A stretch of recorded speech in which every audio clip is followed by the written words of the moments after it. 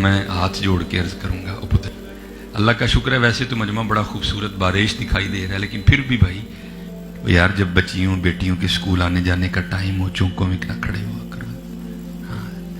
میں آپ کو بتا نہیں سکتا کہ اس باپ کے دل پہ کیا گزرتی ہے جس کی بیٹی کے لیے کوئی چونک میں کھڑا ہے. لیکن کیا کرے، دو باتیں ہوتی ہیں نا، ایک وہ باپ والا ہوتا ہے، بیٹی والا ہوتا ہے، دوسرا وہ بوڑھا ہو چکا ہوتا ہے. ہاں تو یاد رکھ بھائی، آج تو کسی کے لیے کھڑا ہو رہا ہے تو نے بھی تو کل بوڑھا ہونا ہے نا، اس لیے پاک رکھو.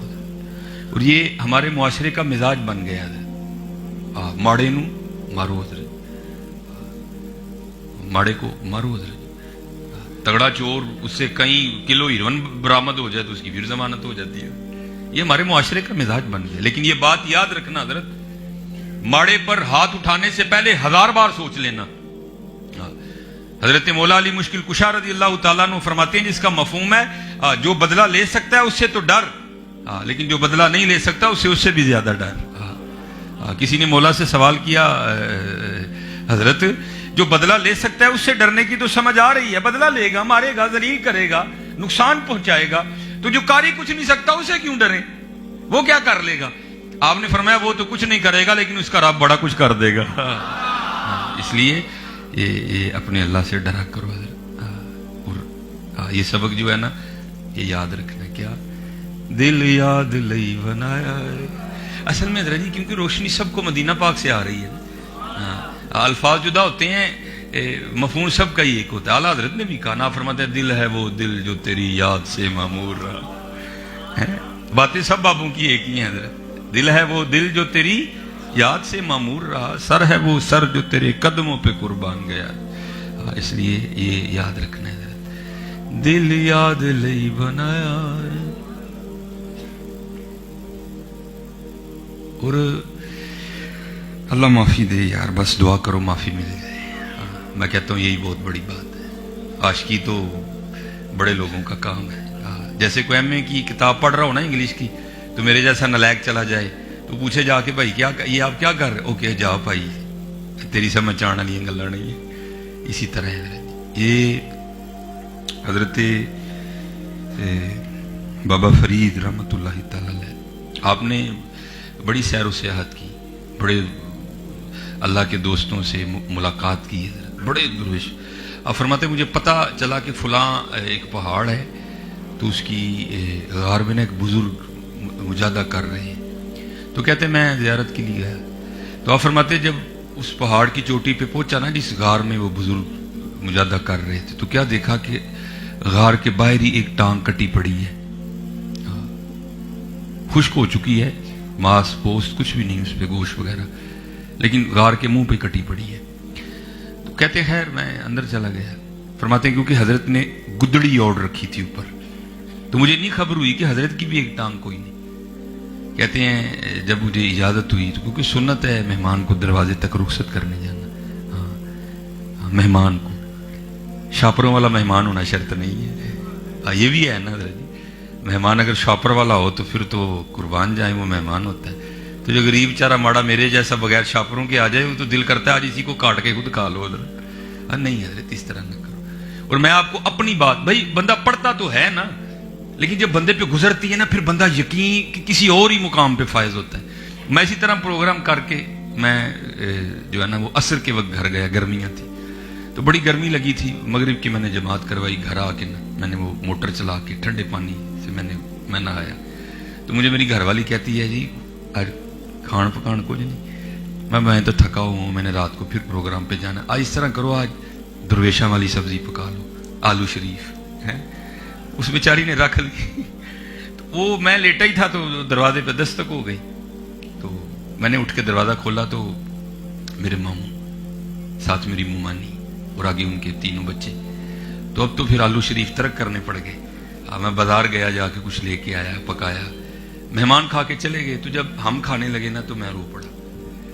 تو میری گھر والی کہتی ہے بھائی آپ کی بھی سمجھ نہیں آتی، ایویں رو پڑتے ہیں، ایویں مسکرا پڑتے ہیں، روٹی کھاؤ روڑ کیوں ڈے دے. میں نے کہا میں نے اپنے آقا کریم علیہ السلام کی حدیث پاک پڑھ، تب بھی اتنا ہی یقین تھا. لیکن کیونکہ وَإِذْ قَالَ إِبْرَاهِيمُ رَبِّي أَرِنِي كَيْفَ تُحْيِي الْمَوْتَىٰ، میں چاہتا ہوں مجھے اطمینان آئے. تو آج میں نے دیکھ لیا. کہتی کیا دیکھا؟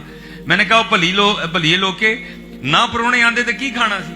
ਕਹਿੰਦੀ ਆਲੂ, ਤੇ ਮੈਂ ਪਰੋਣੇ ਆ ਗਏ ਤੇ ਕੀ ਖਾਣ ਲਈ? ਕਹਿੰਦੀ ਮੁਰਗਾ। ਮੈਂ ਫਿਰ ਰਹਿਮਤ ਹੋਏ कि ना होए? और भाई आपका कोई नहीं खाता, वो अपना लेके आते हैं अंदर जी, वो लेके आते हैं अंदर। और आज तो हमारा मिजाज बन गया है भाई लोग, मैं आपको बिल्कुल सच कह रहा हूँ, ये इसमें कोई झूठ नहीं। मेरे एक मुक्तदी ने मुझसे दुआ करवाई बाकायदा, डॉक्टर साहब दुआ करो परोने ने साडा ही घर वेख लिया। अल्लाह। और लिखा है कि मौला अली मुश्किल कुशा रज़ी अल्लाह तआला अन्हु अपने दर अक़दस पर बैठे रो रहे थे। एक शख्स पास से गुजरा, उसने अर्ज़ की हुजूर क्यों रो रहे हैं? आपने फरमाया अली को लगता है कि अल्लाह अली से खफा हो गया है। और करते हैं हुजूर अल्लाह जमाने से तो खफा हो सकता है, अली से खफा नहीं हो सकता। आपने फरमाया नहीं मुझे लग रहा है कि खफा हो गया। और करता है हुजूर दलील भी तो देना।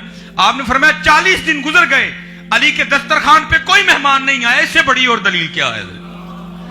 हजरत ये जो हमने कलिया खाने का प्रोग्राम बना लिया ना हजरत, इसको तर्क करो। ये कलिया खाना अल्लाह को भी पसंद नहीं, अल्लाह के महबूब को भी पसंद नहीं है। रल मिल के खाया करो हजरत, अपने दस्तरखान वसी करो हजरत, अपने दस्तरखान वसी करो, फिर देखो रंग लगते हैं कि नहीं लगते हैं। ये हमने खुद ही अपने लिए मुफलिसी के दरवाजे खोल दिए हैं।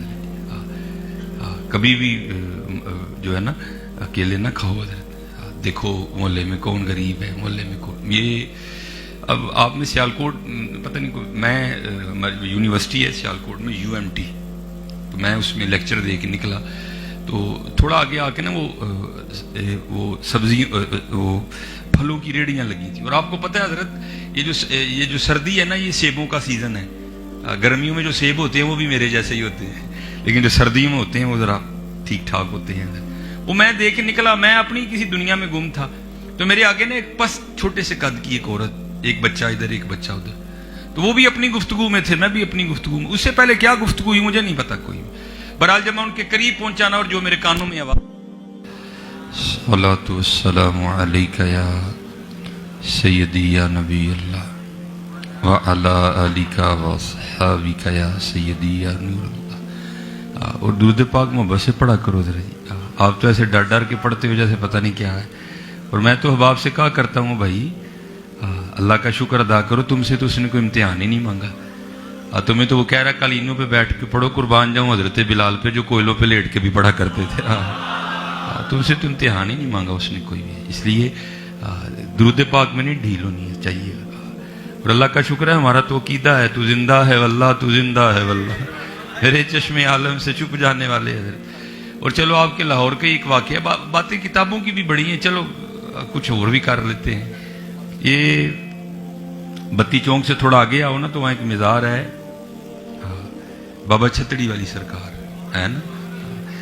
तो हमारे सियालकोट में एक बुजुर्ग थे, साईं अब्दुल रशीद उनका नाम था। अब बस उनकी एक अपनी वखरी दुनिया थी।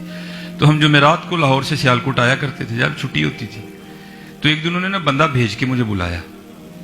तो बुलाकर मुझे कहते हैं मौलवी जी एक काम कहिए तो कर दोगे?